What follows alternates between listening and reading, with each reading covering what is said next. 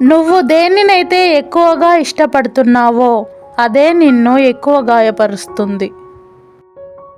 సహనం ఎప్పుడు చేదుగానే ఉంటుంది, కానీ దాని ఫలితాలు ఎప్పుడు తీయగానే ఉంటాయి.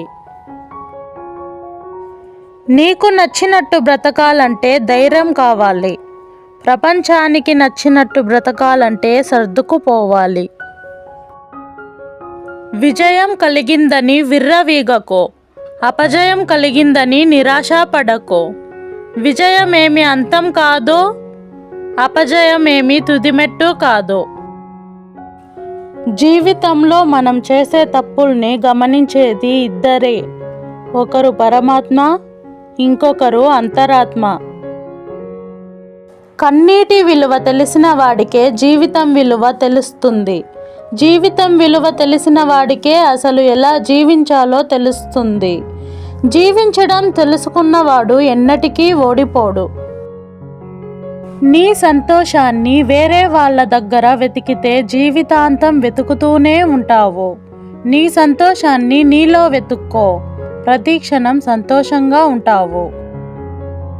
ఏ పనైనా కష్టపడితేనే పూర్తవుతుంది. కలలు కంటూ కూర్చుంటే అనువంతైనా ముందుకు వెళ్ళదు. నిజాయితీగా బ్రతికే బ్రతుకులో ఉన్న తృప్తి మరెక్కడా కనపడదు. ప్రేమ లేని మనిషి ఉండడు, గాయం లేని గతము ఉండదు. ఇవి రెండూ లేని జీవితము ఉండదు. జీవితంలో కొన్ని జ్ఞాపకాలు మర్చిపోతే గానీ బ్రతకలేము. కొన్ని గాయాలను గుర్తుంచుకుంటే గానీ ఎదగలేము.